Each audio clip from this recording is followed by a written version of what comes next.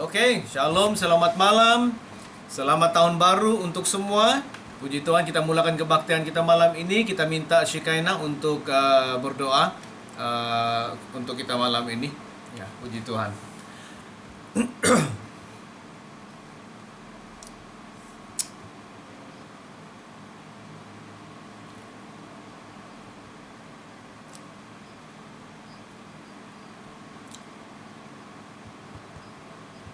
Ya.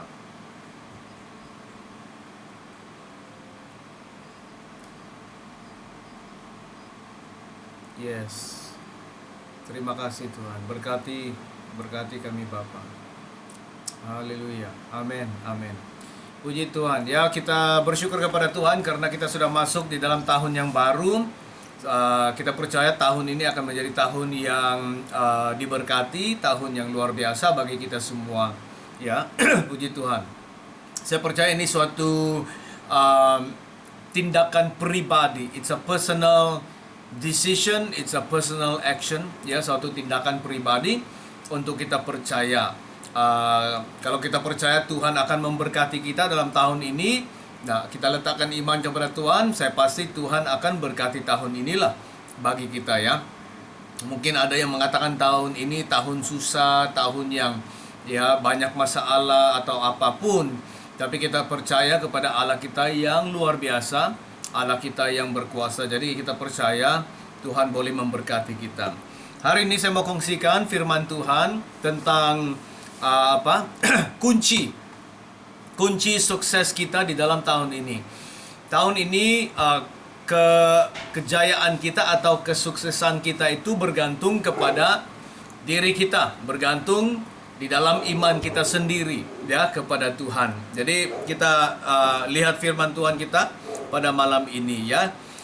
Kita mulakan di dalam Lukas 24 ayat 46 sehingga 49. Lukas 24 ayat 46 sehingga ayat 49. Firman Tuhan mengatakan di sini Yesus yang berkata-kata, katanya kepada mereka, ada tertulis demikian, Mesias harus menderita dan bangkit dari antara orang mati pada hari yang ketiga. Dan lagi dalam namanya berita tentang pertobatan dan pengampunan dosa harus disampaikan kepada segala bangsa, mulai dari Yerusalem. 48, kamu adalah saksi dari semuanya ini. Ayat 49, dan aku akan mengirim kepadamu apa yang dijanjikan Bapakku, tetapi kamu harus tinggal di dalam kota ini sampai kamu diperlengkapi dengan kekuasaan dari tempat tinggi. Saya bawa firman Tuhan ini kepada kita karena ini adalah menggambarkan permulaan kita di dalam tahun ini. Seperti para murid Yesus, setelah Yesus mati dan bangkit pada hari yang ketiga, Yesus bertemu dengan mereka sebelum Yesus terangkat. Yesus mengatakan kepada mereka bahwa inilah yang dituliskan di dalam firman Tuhan, bahwa Mesias itu akan menderita, akan mati, akan dibunuh. Dan katanya mereka adalah saksi-saksi kepada hal-hal ini.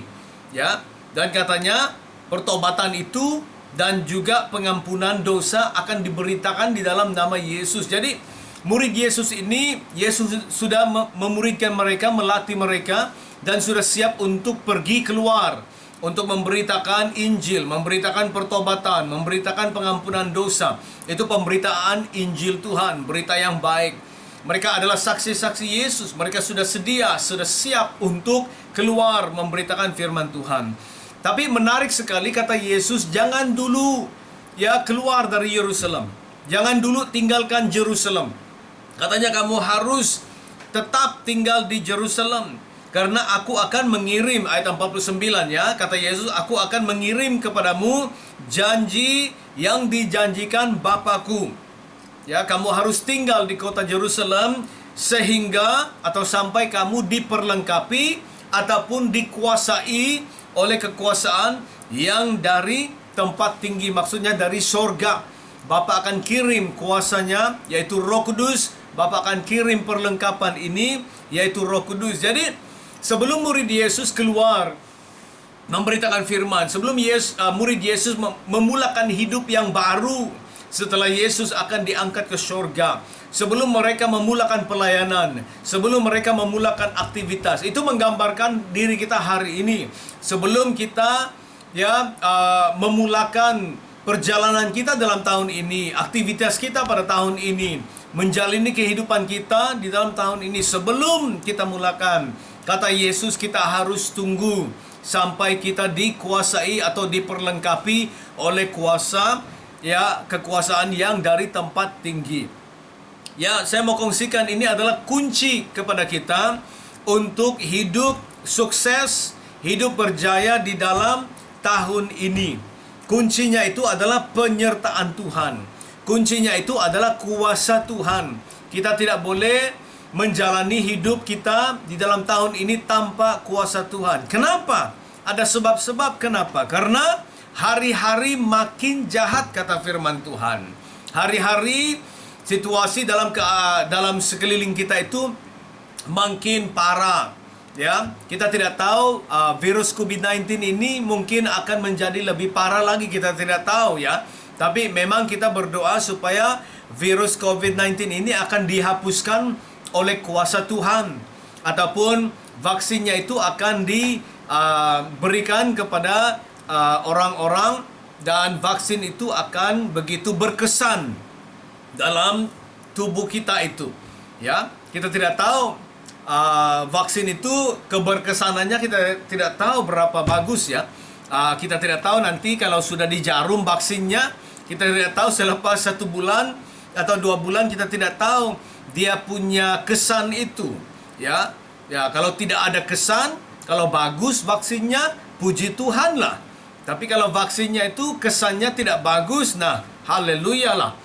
Mungkin banyak kita lihat juga keburukannya barangkali. Saya tidak tahu, tapi mungkin ada kebarangkaliannya barangkali ada kebarangkalian. Jadi kita tidak tahu. Itulah sebabnya saya mau mendorong kita di dalam tahun ini, kita harus berjalan dengan kuasa Tuhan, berjalan dengan penyertaan Tuhan. Kita harus bawa Tuhan dalam hidup kita setiap hari. Kita harus berdoa, kita harus baca firman Tuhan, kita harus bersekutu. Kita harus ikuti ibadah. Kita kan ibadah sekali seminggu di sini, setiap minggu malam. Jadi jangan terlepas dengan ibadah ini. Kalau terlepas pun barangkali karena ada masalah atau sibuk barangkali lah kan, boleh ikut kembali di dalam YouTube. Karena setiap minggu saya akan kirim videonya di YouTube. Jadi harus dengar firman Tuhan, harus dilengkapi, harus diberi makan rohani kita itu. Jangan hanya hidup terlepas daripada firman Tuhan. Kita perlukan firman Tuhan dalam kehidupan kita. Dan di sini Yesus berkata, kamu harus tinggal di dalam kota Jerusalem ini sampai kamu dilengkapi oleh kekuasaan dari tempat tinggi. Saya sangat serius dengan hal ini sangat serius dengan hal ini, karena hal ini sangat penting bagi kita, dan bukan hanya khotbah-khotbah saja ini, tapi ini adalah firman Tuhan bagi kita semua. Seolah-olah inilah yang Tuhan mau katakan kepada kita, inilah yang Tuhan mau sampaikan kepada kita untuk kita hidup sukses, hidup berjaya di dalam tahun ini. Karena mungkin ada pencobaan yang akan datang juga, mungkin ada kesulitan yang akan datang juga, kita tidak tahu. Tapi memang kita percaya Tuhan boleh memberkati kita, dan Tuhan boleh melimpahkan berkat-Nya dalam kehidupan kita. Amin. Amin. Minggu lalu kita mendengar firman Tuhan tentang menyeberang ke seberang. Kata Yesus, mari kita bertolak ke seberang. Jadi kita sudah menyeberang tahun 2020, sekarang kita sudah ada di dalam tahun 2021. Kita sudah menyeberang ini. Jadi kita sudah mulakan berjalan bersama dengan Yesus. Tapi murid-murid Yesus minggu lalu kita baca sewaktu mereka menyeberang, mereka membawa Yesus dalam hidup mereka, dalam hati mereka. Nah, itu yang kita harus lakukan. Bawalah Yesus dalam hidupmu di dalam tahun ini. Berdoalah setiap hari. Renungkanlah firman Tuhan, baca firman Tuhan setiap hari. Hiduplah, jalanilah hidupmu berlandaskan firman Tuhan. Jangan andalkan hidupmu itu dengan pendapat-pendapat manusia, tentang perkataan-perkataan manusia. Tapi biarlah hidup kita itu berlandaskan firman Tuhan. Itulah sebabnya kita harus baca firman Tuhan setiap hari.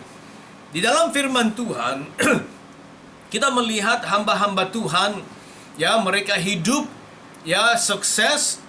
Kalau kita lihat hamba-hamba Tuhan, mereka itu hidup sukses dan berkuasa karena Allah menyertai mereka.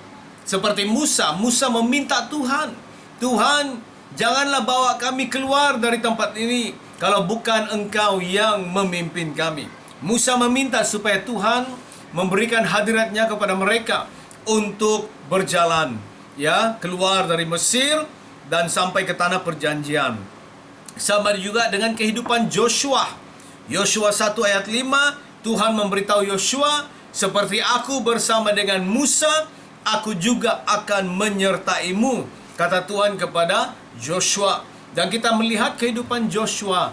Joshua itu menjadi suatu pemimpin yang luar biasa, menggantikan Musa. Joshua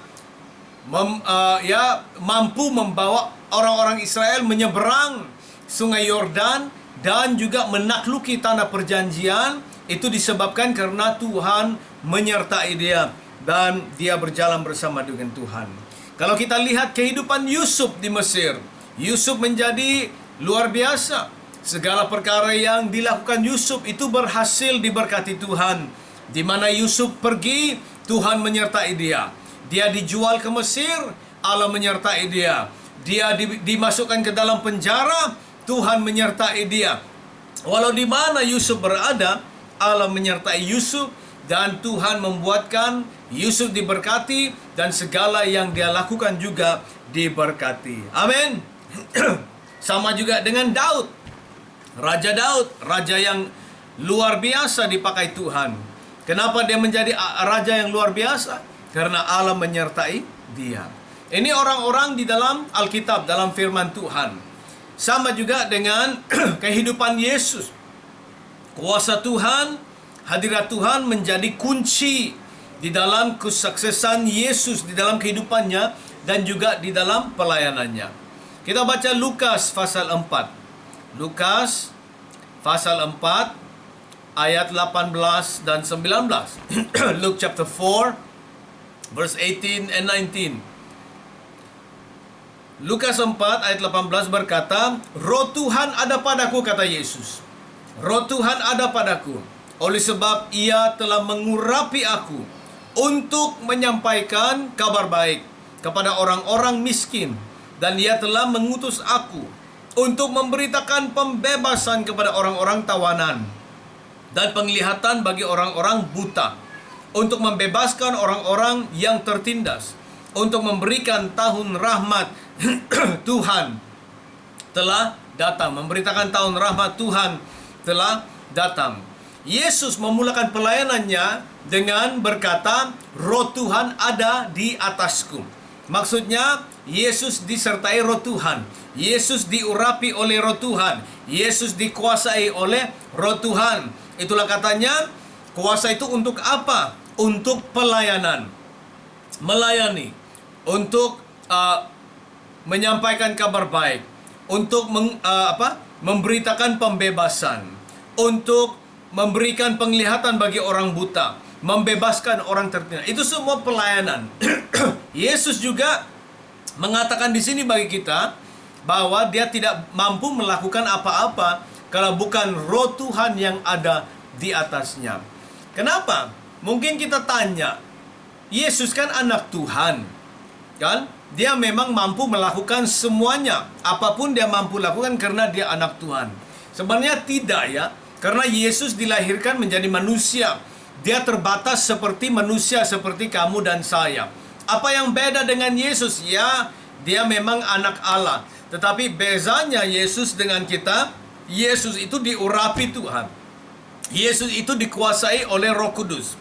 Kenapa? Yesus taat kepada Bapanya. Yesus tunduk kepada Bapanya. Yesus patuh kepada Bapanya. Itu yang membuatkan dia berbeza. Orang Kristen boleh menjadi seperti itu karena Yesus memberikan contoh bagi kita. Kehidupan Yesus itu menjadi suatu pola bagi kita untuk kita ikuti. Ya, dia berikan contoh, dia berikan teladan bagi kita. Jadi kita juga mampu melakukan begitu.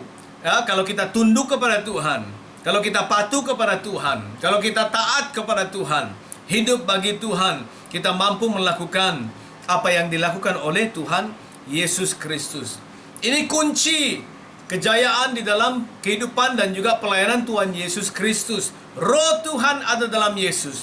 Roh Tuhan menyertai Yesus. Orang heran, orang kagum dengan apa yang Yesus mampu lakukan.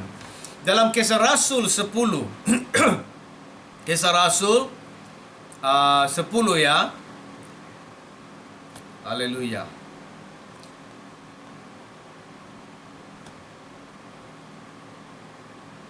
Kisah Rasul 10 ayat 38. Kisah Rasul 10 ayat 38. Katanya tentang Yesus dari Nazaret, bagaimana Allah mengurapi dia dengan Roh Kudus dan kuat kuasa.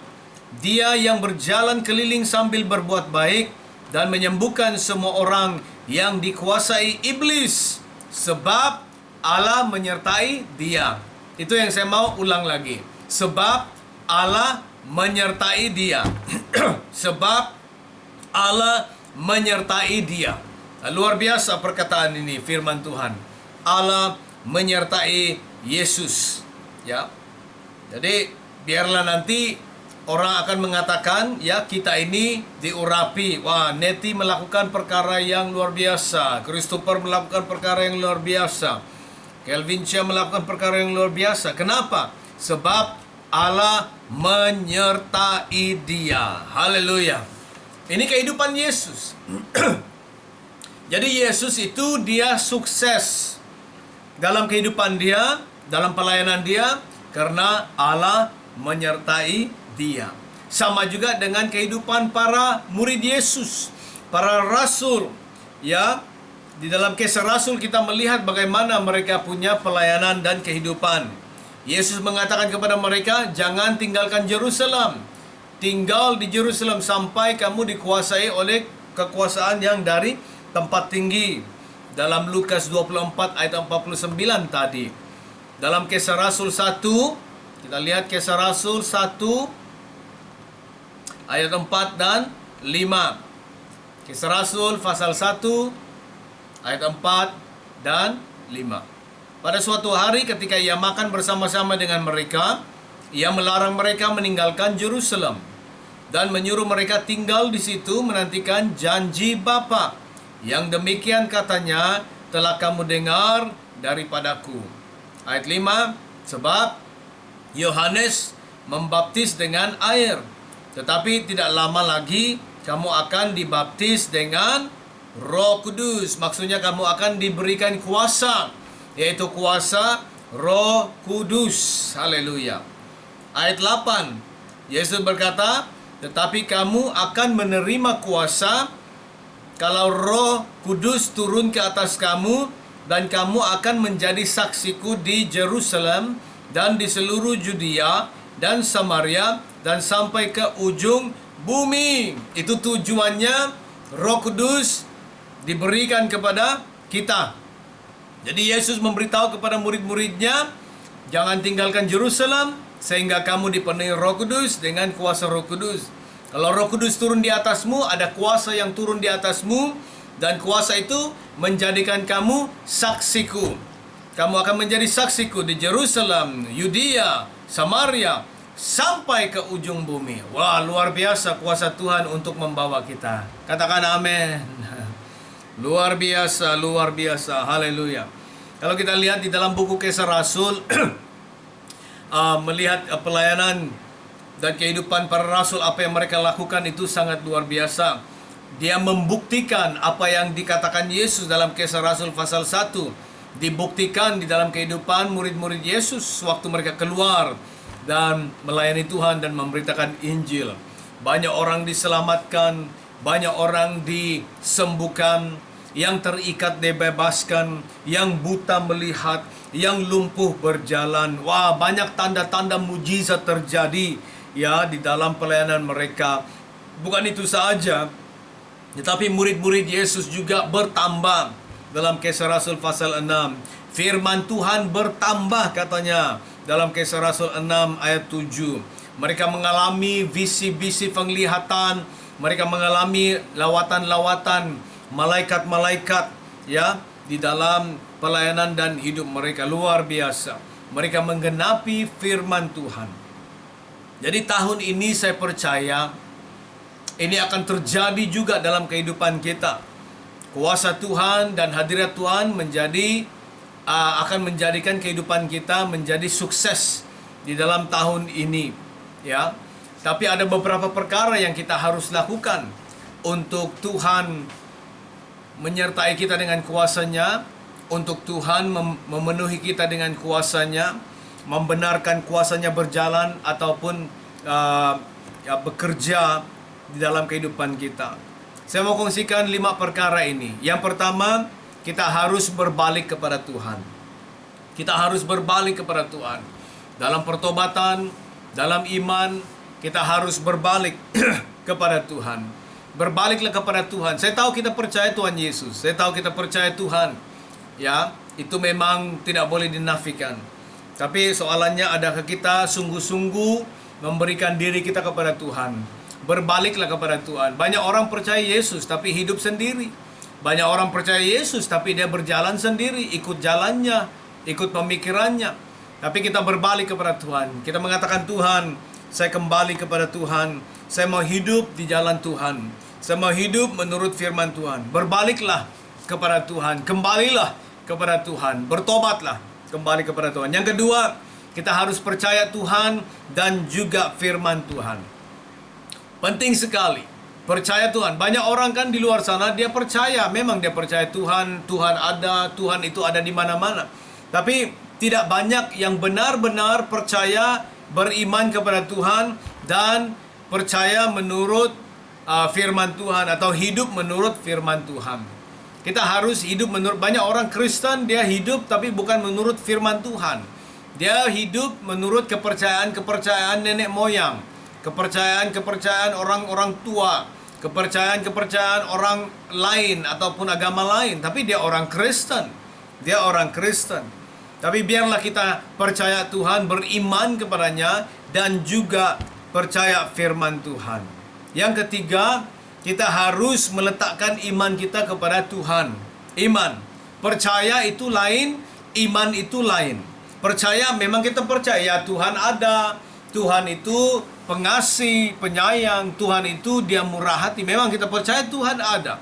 Tapi meletakkan iman kita kepada Tuhan itu lain.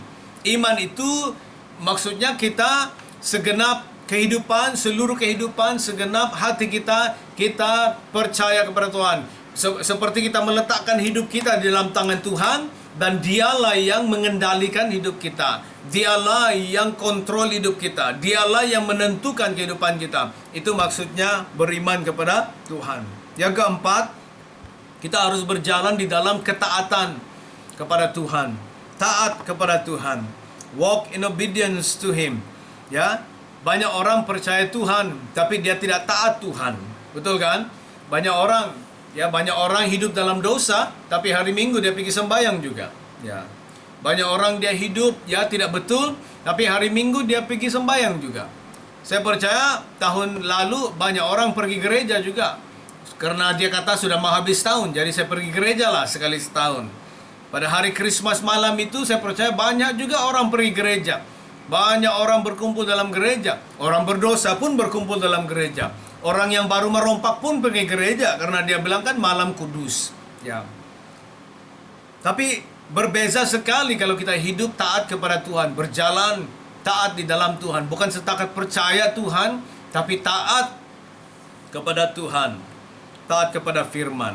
Dan yang kelima, kita harus hidup menghidupi kehidupan kita sepenuhnya kepada Tuhan dan hidup bagi Tuhan. Ya, memang kita bekerja, kita juga membesarkan keluarga anak-anak kita, ya, memelihara keluarga kita. Tapi biarlah kita hidup sepenuhnya bagi Tuhan. Katakan kepada Tuhan, tahun ini Tuhan, hidupku adalah hidup bagi Tuhan. Sepenuhnya adalah bagi Tuhan. Saya menjalani hidup saya sepenuhnya bagi Tuhan Yesus Kristus. Amin. Amin. Haleluya. Jadi malam ini saya mau mendorong kita. Saat kita berjalan di dalam tahun yang baru ini, kita benar-benar berdoa dan percaya Tuhan akan bawa kita. Tuhan akan pelihara kita. Kita akan selamat di dalam tahun ini. Kita tidak tahu banyak perkara barangkali akan dibawa dan juga diperkenalkan di dalam tahun ini, ya, disebabkan COVID-19. Ada rencana-rencana barangkali yang kita belum tahu. Rencana-rencana yang mau dilakukan kita belum tahu. Tapi kita berdoa, Tuhan pelihara, Tuhan selamatkan kita di dalam tahun ini. Amin. Amin. Kita mau berdoa untuk mendedikasikan hidup kita kepada Tuhan. Kita berdoa untuk Tuhan memberkati tahun 2021 ini. Kita berdoa Tuhan akan memberkati dengan kemakmuran, dengan berkat, dan juga kemenangan dan penerobosan di dalam tahun ini. Saya berdoa bahwa kita semua, ya, kamu dan saya buat keputusan supaya kita akan menjadi orang yang baru, orang yang berbeza, bukan orang yang sama. Tahun ini kita adalah orang yang baru di dalam Tuhan Yesus Kristus. Haleluya. Ya, saya berdoa malam ini Tuhan akan membakar hatimu, akan membakar jiwamu supaya engkau akan berapi-api untuk melayani Tuhan dan hidup bagi Tuhan Yesus Kristus. Katakan amin. Amin. Puji Tuhan. Mari kita berdoa. Terima kasih Tuhan. Terima kasih firman-Mu Bapa. Bapa, malam ini kami datang kepadamu dengan hati yang terbuka. Malam ini kami mau mempersembahkan seluruh hidup kami. Kami mendedikasikan hidup kami kepada Tuhan. Di dalam nama Yesus Kristus, Tuhan terimalah persembahan kami, hidup kami, anak-anak kami, keluarga kami. Tuhan, kami dedikasikan hidup kami kepada Tuhan. Kami ikhtiarkan bahwa hidup kami, keluarga kami, dan semua yang kami ada adalah milik Tuhan. Milik Tuhan. Terima kasih, berkati hidup kami dalam tahun baru ini. Tahun 2021, kami mau percaya bahwa tahun ini diberkati Tuhan bagi kami. Tahun ini adalah tahun kemenangan. Tahun ini adalah tahun kemakmuran. Tahun ini adalah tahun berkat bagi kami di dalam nama Yesus Kristus. Haleluya.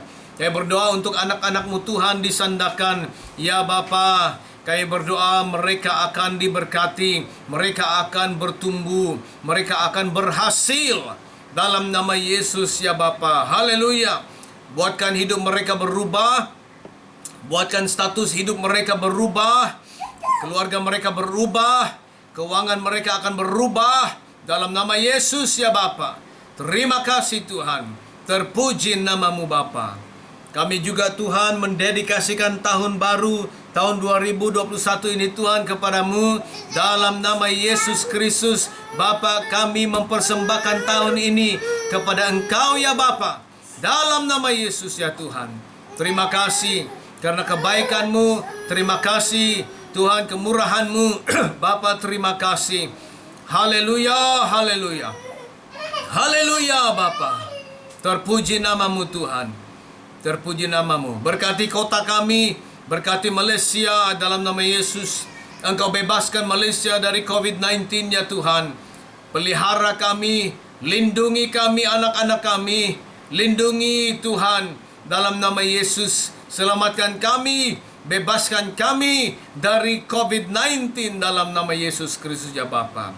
Haleluya. Kami melihat tahun ini virus COVID-19 akan dihapuskan dengan kuasa Tuhan. Kami mau percaya di dalam nama Yesus ya Bapa. Haleluya. Haleluya. Terima kasih Tuhan. Dalam nama Yesus kami mau berdoa. Amin dan amin dan amin. Puji Tuhan. Haleluya. Kita akhiri malam ini dengan offering. Saya tahu kita tidak boleh bagi bag offering kan. Bag offering tak boleh terbang. Tapi putuskan dalam hatimu persembahan yang engkau berikan dan juga perpuluhan, ya, supaya dan kita boleh transfer online, ya. Jadi sebelum itu kita mendoakan dulu. Doakan dulu offering.